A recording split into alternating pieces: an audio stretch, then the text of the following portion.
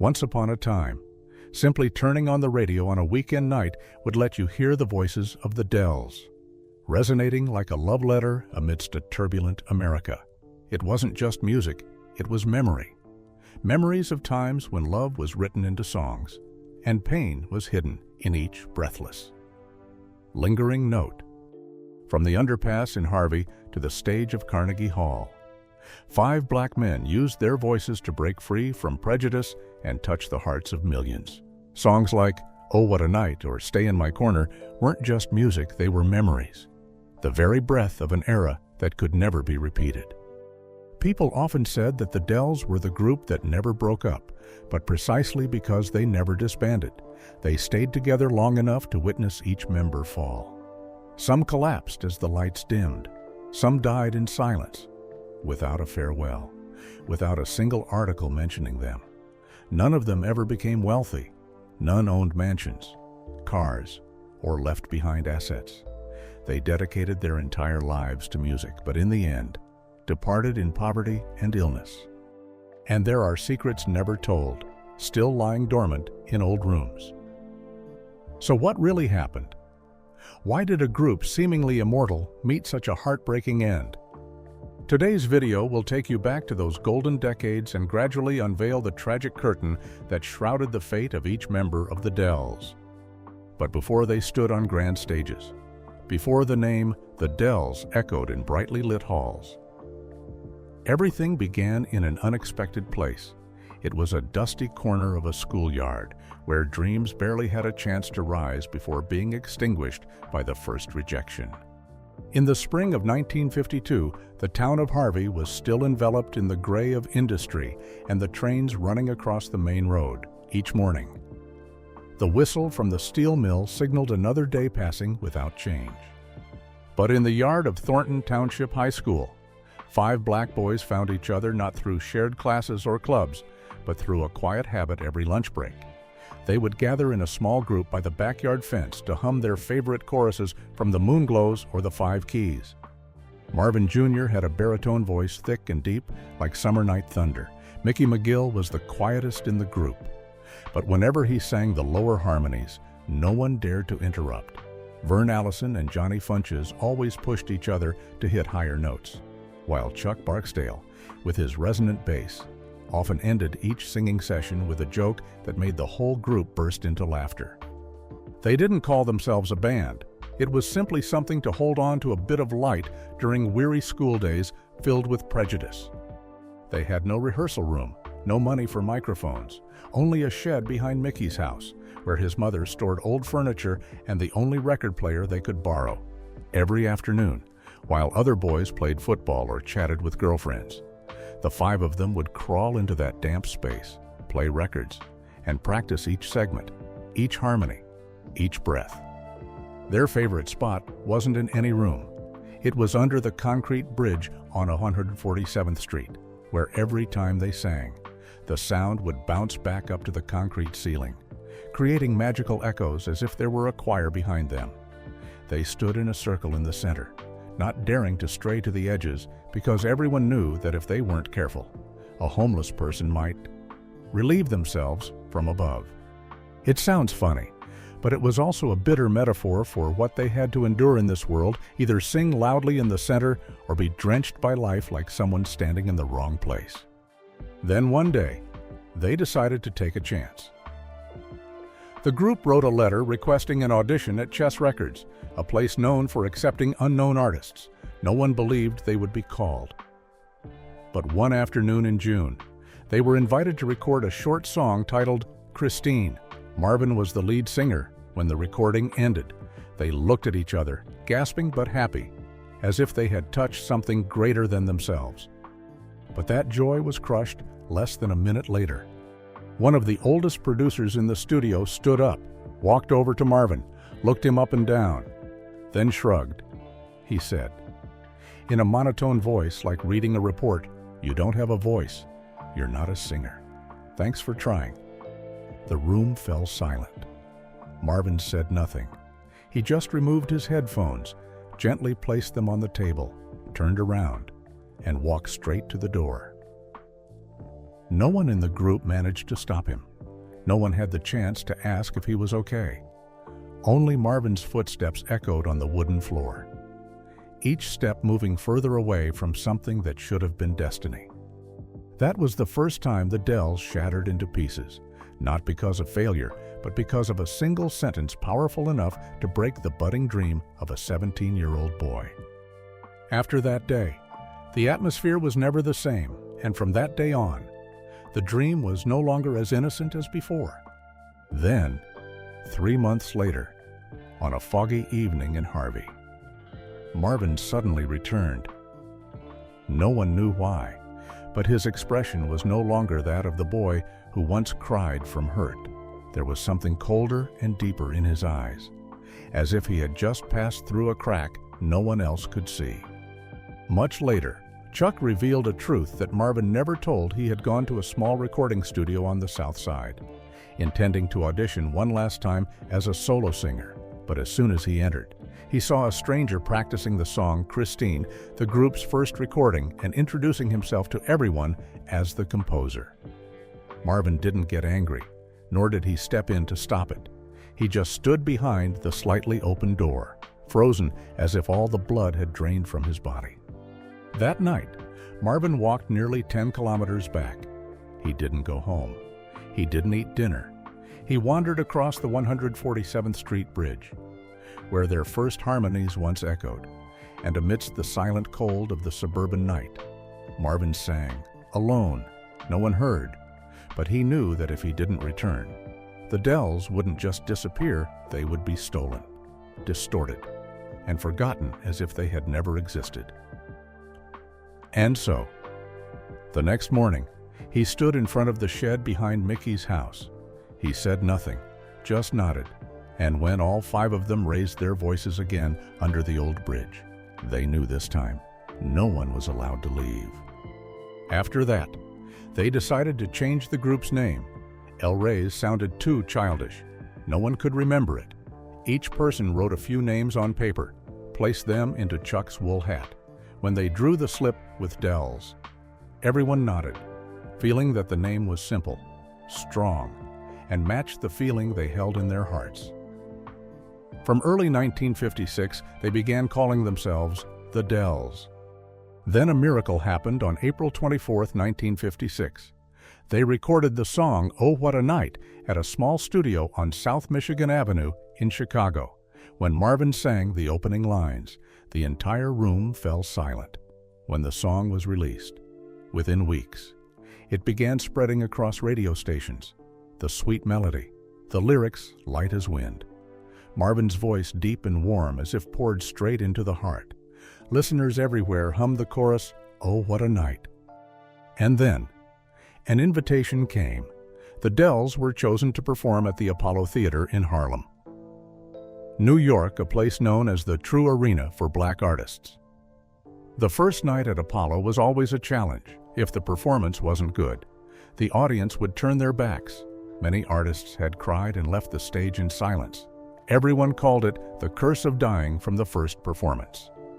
On the evening of May 12, 1956, the Apollo Theater was packed with more than 100 to 300 spectators. The group stood backstage, palms sweaty, hearts pounding like it was their very first contest. As the music began and Marvin started to sing, the room stayed silent. But when the chorus came, a whistle rang out. Then a few people stood up. When Marvin held that final note so long, it seemed like he might run out of breath. The entire audience exploded. They clapped like thunder, rising to their feet. The Dells had made it through that night.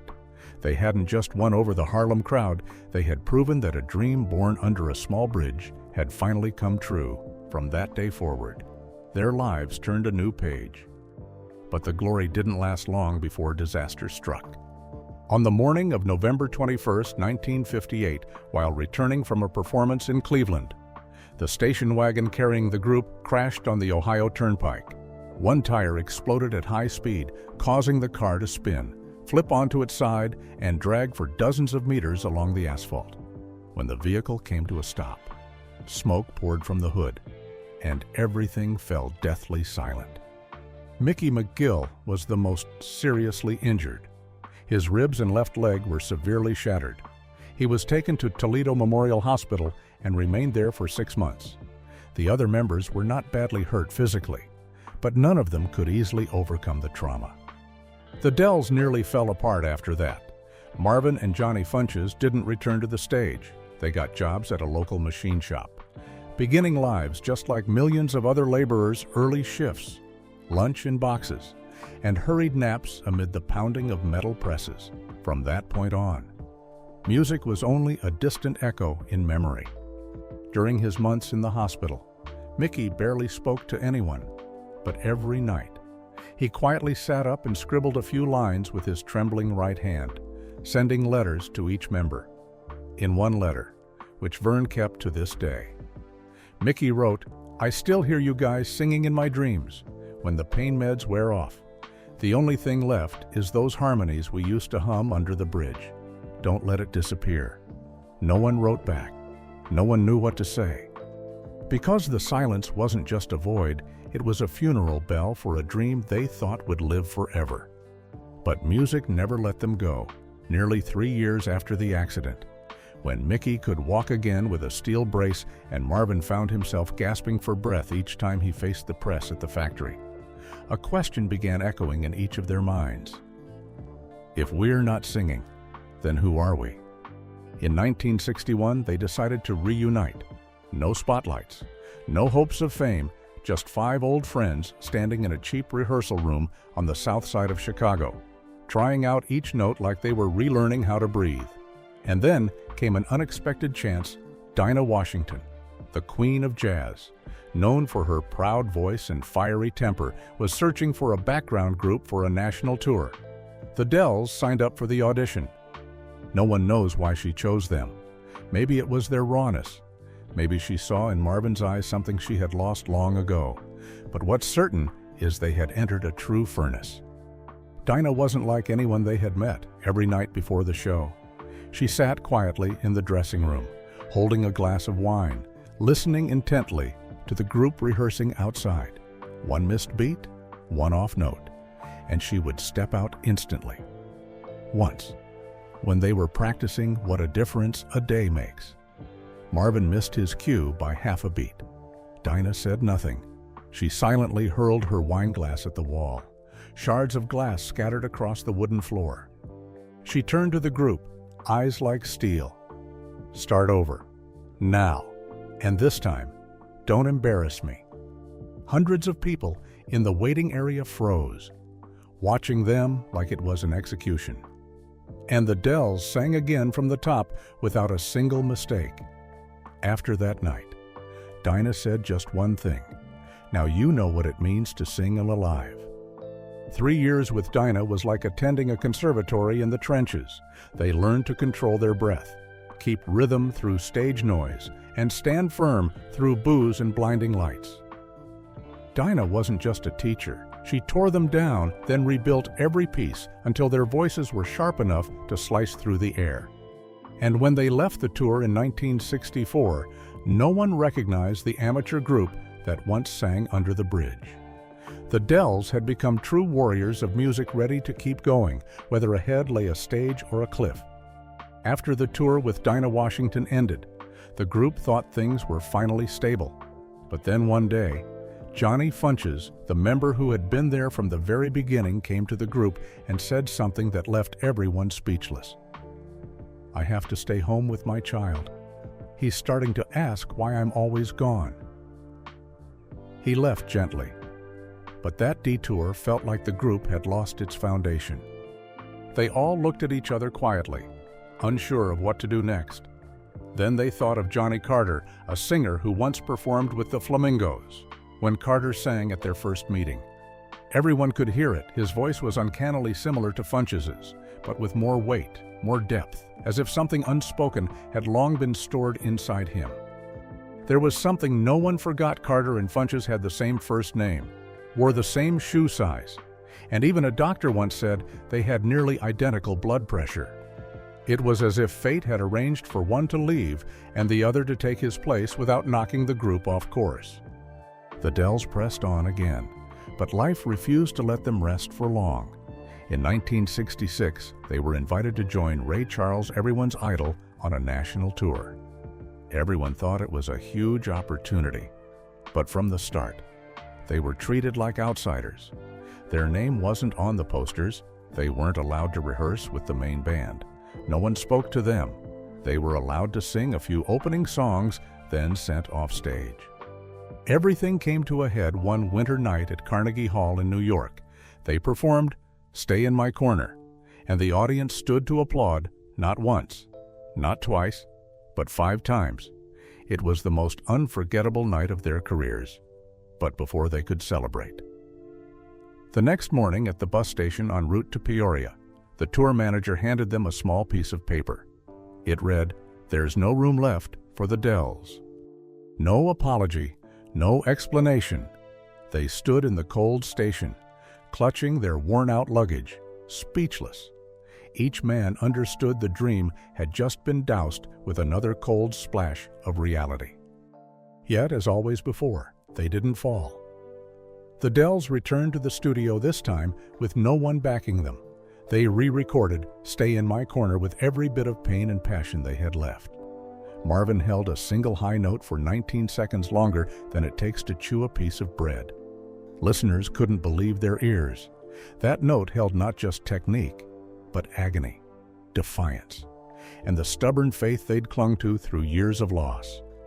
Then came "There Is," the love we had. A heart is a house for love songs with no gloss, no glitter, just bleeding hearts set to music. They sang of love, but also of everything they'd lost, sacrificed, and silently endured on countless stages over nearly 2 decades. They no longer cared about chart rankings. For the Dells, being able to keep singing and having their names remembered was the greatest reward. And they kept singing, as if they'd never left the lights. They kept singing, as if applause could stop time. But behind every song was a body growing more tired, a heart bearing more scars, and a soul beginning to fracture. From the outside, the Dells seemed immortal, but inside, they were bleeding slowly one by one. Not every stage had lights. There were suffocatingly dark nights when one member quietly left this world without a goodbye. Deaths without warning, without tribute, without a horn. Only a final voice, echoing in an empty room as if even music itself was mourning. Are you ready to hear the rest of this story? Because from the next moment on, one by one, the familiar names of the Dells would vanish from the stage and never return. None of the members ever imagined that those who had stood side by side for decades, blending their voices like one body, would each leave this world so quietly and alone, as if some invisible curse had come to pull them down one by one. Their deaths didn't come at the same time, but each carried with it a chilling coincidence, like fate had written an irreversible script. The first to fall was Johnny Funches. He had been the first voice to ring out when the group sang Under the Bridge in Harvey. And he was also the first to leave the group for a child who needed his father, after many years of quiet life in suburban Chicago. He died of pneumonia on a bleak winter day in 1998. The wind howled, snow fell heavily, and in at a small wooden church in Blue Island, something strange happened. During his memorial, the sound system suddenly malfunctioned. The group's very first recording, written by Johnny, came out distorted, the echo weak as if it were playing from another world. Everyone blamed it on technical issues, but an old friend in the back row just shook his head silently and whispered that was his final note. 11 years later, it was Johnny Carter's turn.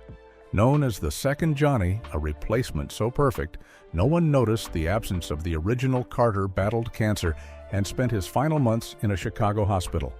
His body withered daily, but he never stopped thinking about music.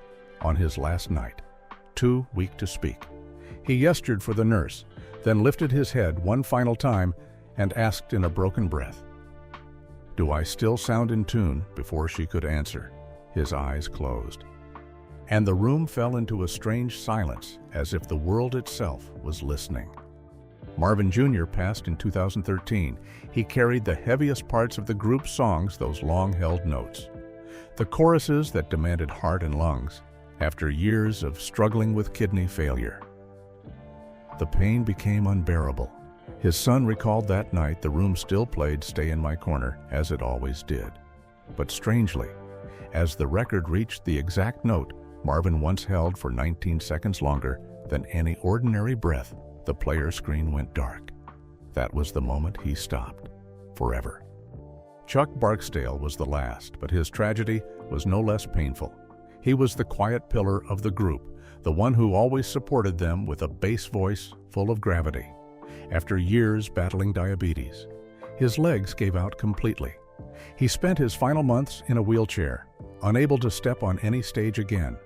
He didn't sing, didn't speak much, only scribbled memories into a torn notebook.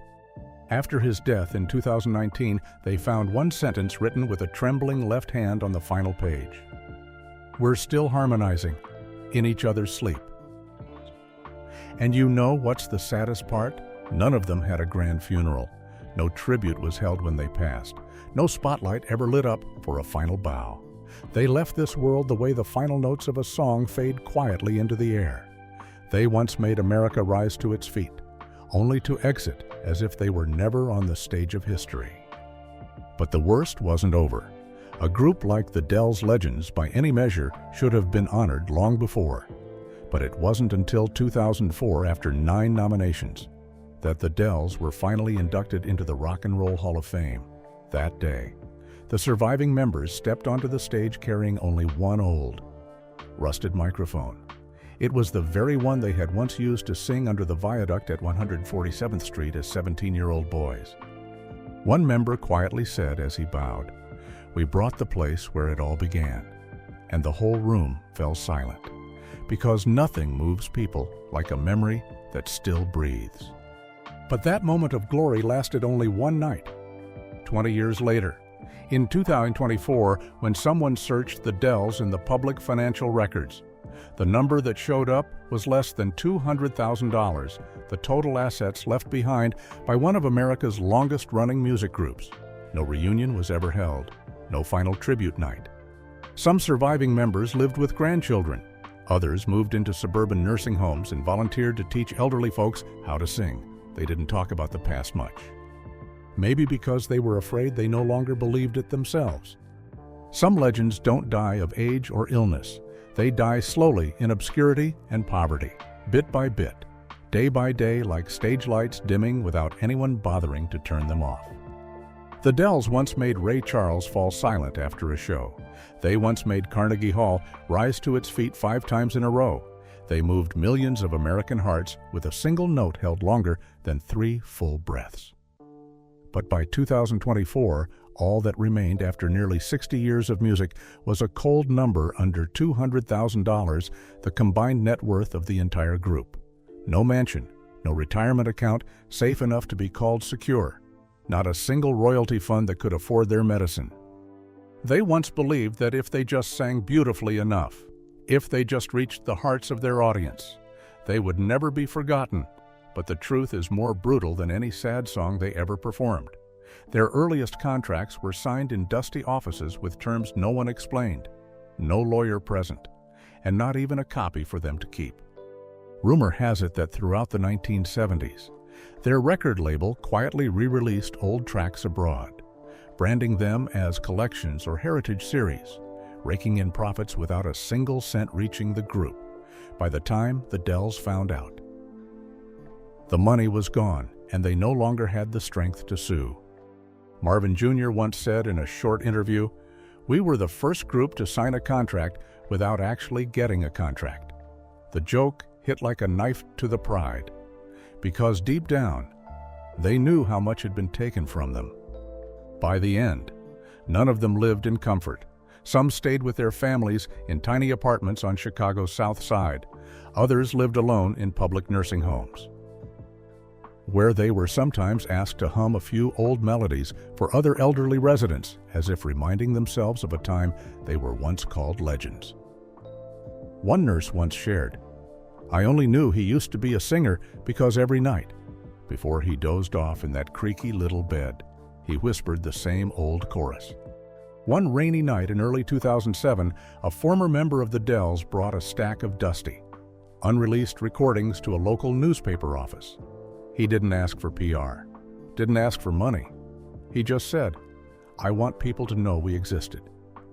The young editor shook his head. Later, he would say, "When I closed that door, I didn't know I'd just turned away a piece of history.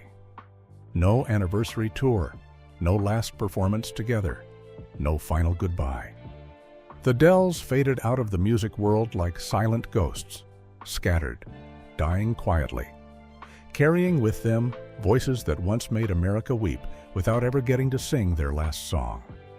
They once believed music would save them, but in the end, the only thing music managed to preserve was their name pressed into old vinyl records, gathering dust in roadside shops, and in the faded memory of someone who plays "Stay in My Corner" on a lonely night, as if to say, "One last time we were here."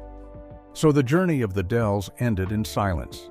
Men who once made an entire nation rise with a single note eventually fell under illness, poverty, and forgotten contracts no one bothered to remember. What do you think? Did they deserve to die in obscurity like that? Is it fair that a lifetime of devotion wasn't even enough to buy a peaceful night's sleep at the end? If you've ever loved a song by the Dells, if you've ever found yourself humming "Stay in My Corner" or "Oh What a Night," leave your thoughts in the comments below. And if there's another group whose story you want us to uncover the heartbreak behind the spotlight, don't hesitate to share it with us. Don't forget to subscribe to this channel so you won't miss the stories you never knew you needed to hear.